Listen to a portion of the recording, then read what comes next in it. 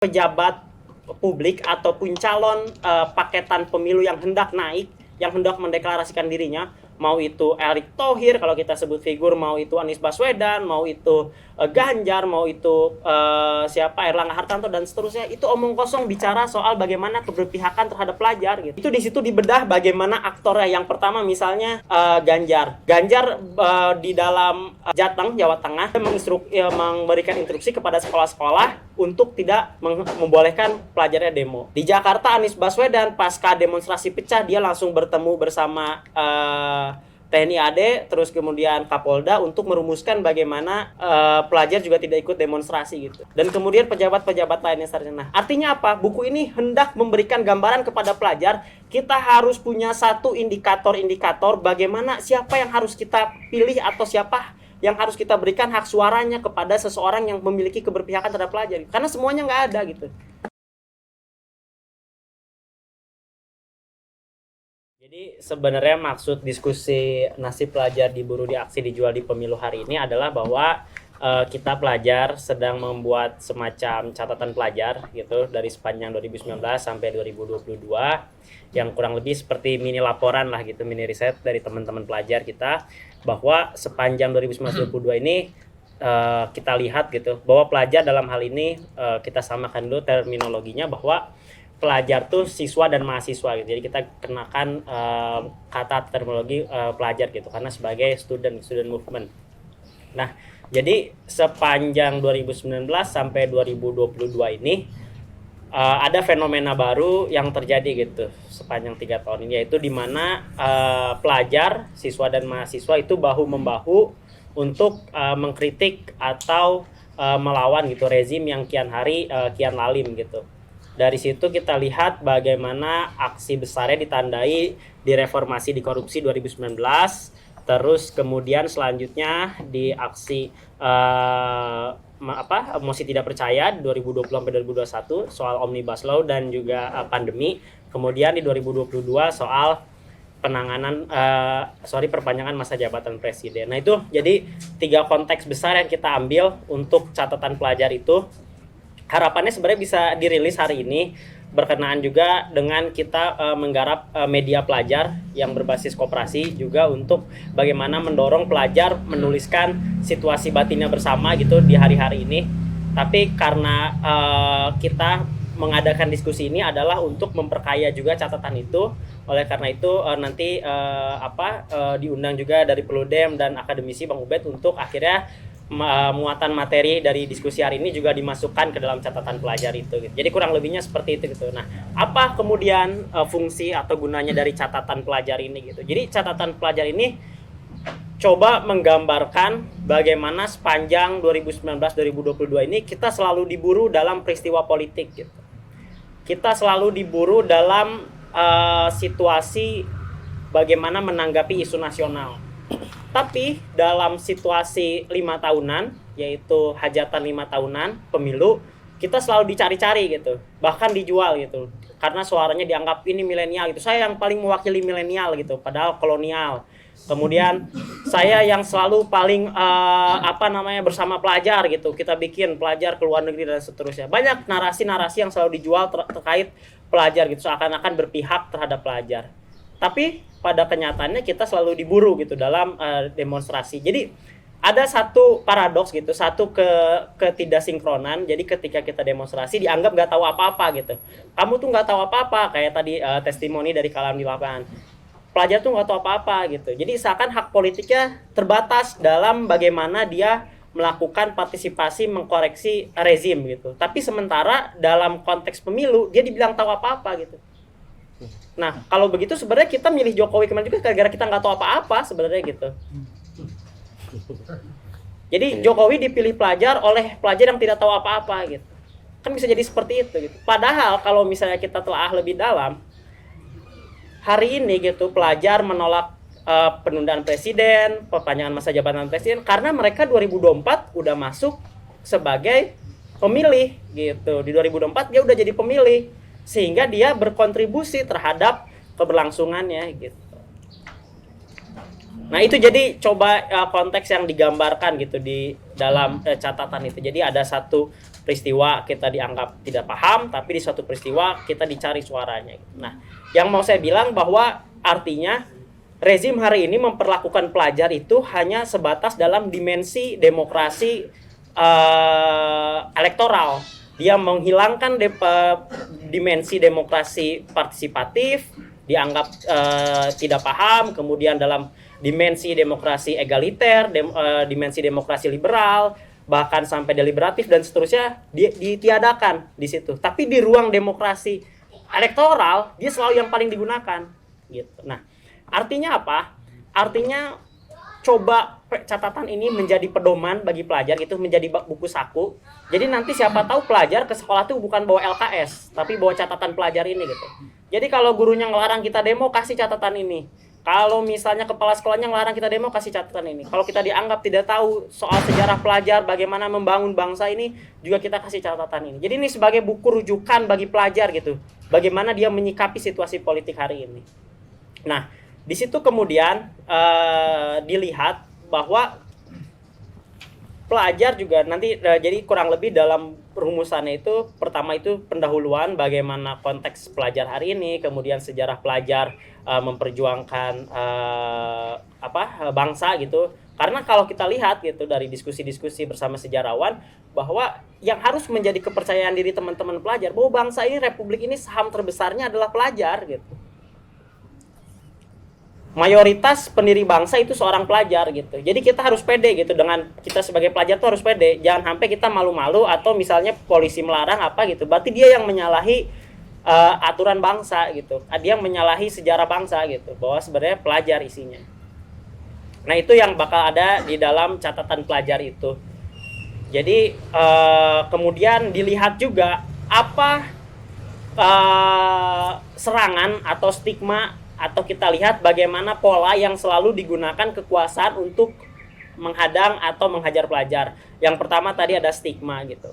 Kalau secara rangkumannya yang pertama tadi ada stigma, dianggap tidak paham, tidak tahu. Yang padahal stigma itu dipercayai sendiri oleh mereka-mereka gitu, oleh polisinya sendiri, oleh apanya sendiri. Kemudian ada cara sanksi administratif. Jadi sepanjang 2019 reformasi di korupsi kemarin itu demonstrasi kita dari hari pertama pecah, kemudian selanjutnya meredam karena ada upaya sistematis yang dilakukan negara untuk meredam, yaitu dengan meminta Dinas Pendidikan untuk mengeluarkan surat yang pada intinya bagaimana mencegah pelajar untuk melakukan demonstrasi, entah itu dengan diberikan tugas, sanksi atau apapun.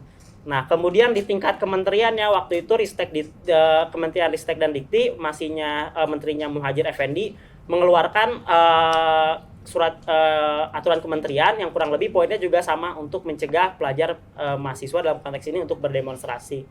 Itu dalam sanksi dalam segi administratif. Langsung kemudian dalam tingkat lebih selanjutnya lagi, bahkan dalam skrup terkecilnya itu polisi menyatroni sekolah-sekolah, ngedatengin sekolah-sekolah untuk bagaimana gurunya memberikan tugas lebih, dan tugas itu berkaitan dengan materi demonstrasi.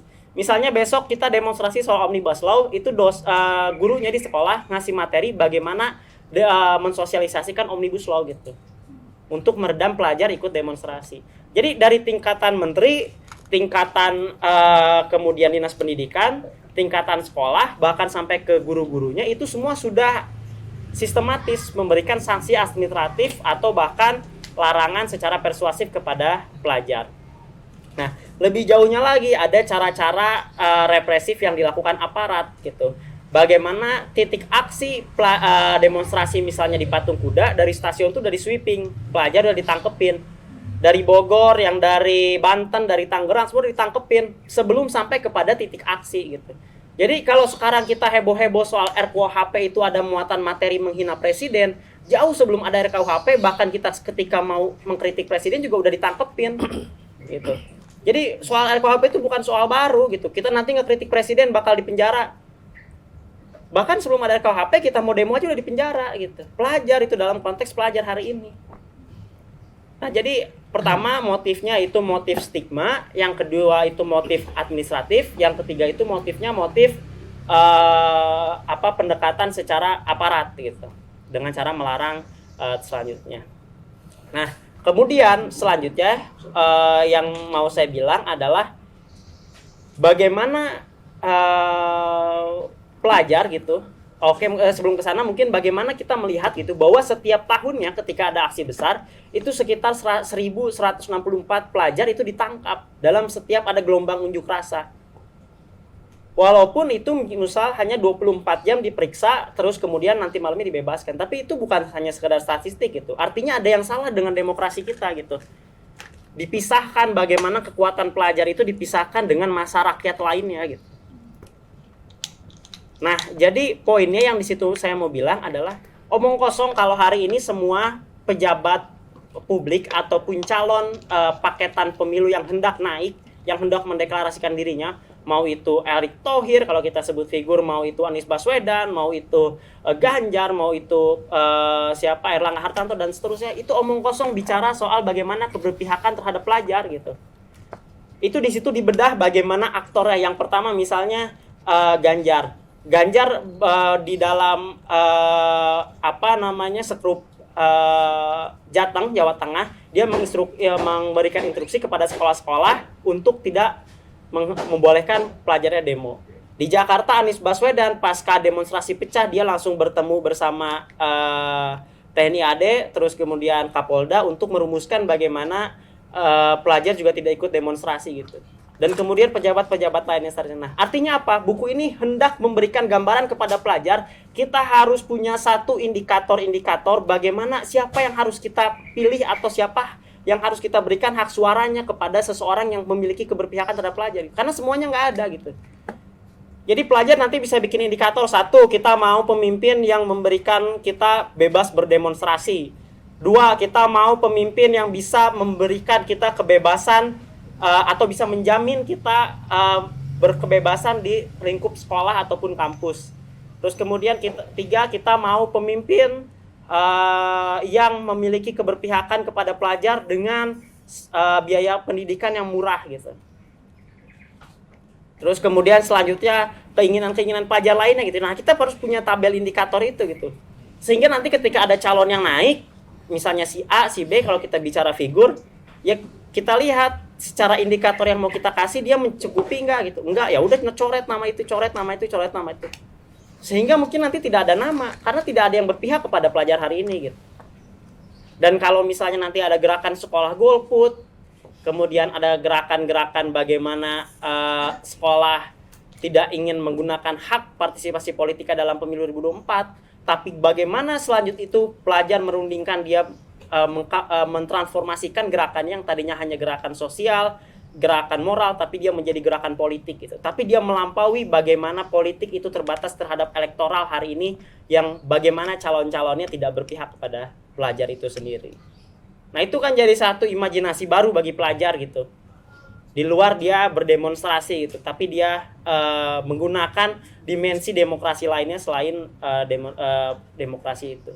Nah, jadi kemudian poin terakhir yang mau saya bilang juga, justru dari gambaran itu ketika nanti muncul diskusi-diskusi baru, ternyata persoalan politik atau persoalan kepemerintahan bangsa ini bukan hanya terletak dalam sosok figur. Lebih jauh dari itu kita bisa melihat bagaimana ternyata sistem politiknya atau bagaimana satu mekanisme politik yang dibangun hari ini juga ternyata bermasalah gitu. Mungkin nanti kita bisa menurunkan usia pemilih karena pelajar itu dari SMA kelas 1 gitu, atau mungkin nanti ke depannya lagi seharusnya ada batasan umur gitu untuk pejabat-pejabat politik yang hari ini tua dan mengacau gitu. Itu kan bisa jadi satu bahan diskursus dari pelajar gitu, bahwa ternyata sistem politik ini yang salah gitu. Mungkin karena adanya presiden threshold sehingga calon-calon yang dipilih juga hanya itu aja gitu. Kan diskursus pelajar akan akhirnya ke sana gitu. Lebih jauh dia memprediksi soal bangsa ini gitu. Nah, itu yang coba digambarkan nanti dalam catatan pelajar itu yang berjudulnya juga sama, diburu di aksi dijual di pemilu. Dan di situ kita lihat kalau misalnya kita berbicara dijual, itu artinya ada penjualnya gitu. Karena pelajar tidak mungkin menjualkan dirinya gitu. Ada penjualnya di situ. Siapa penjualnya hari ini gitu? Dia adalah orang-orang yang diduplikasi kekuasaan untuk merepresentasikan sikap anak muda. Siapa contohnya? Arif Rosyid misalnya. ex ketua PBHMI yang juga dia komisaris Bank Syariah, dan juga salah satu pentolan dari relawan Jokowi Maruf Amin. Nah, itu orang-orang yang seakan muda, seakan pelajar gitu, seakan merepresentasikan sikap anak muda, tapi dia yang menjual suara anak muda itu gitu. Kampanyenya Erick Thohir muda bergerak dan lain-lainnya, itu yang nanti kita bakal identifikasi bagaimana penjual-penjual aktor di lapangannya. Jadi selain kita melihat di atas itu bagaimana aktor-aktor pelakunya, kita juga melihat siapa aktor di lapangan yang menjual pelajar gitu. Sehingga kita bisa mendelegitimasi serta menghadang manuvernya di lapangan nanti gitu. Dan ini PR yang akan disediakan nanti juga dalam catatan itu gitu. Dimana kita harus sama-sama memetakan di daerah masing-masing atau di lingkungan masing-masing terkait calon-calon yang mau menjual kita gitu, atau kita mau dijual ke siapa gitu, supaya kita tahu gitu dan kita menghadang mereka. Nah, kurang lebih seperti itu dari catatan pelajar yang akan dirilis nanti.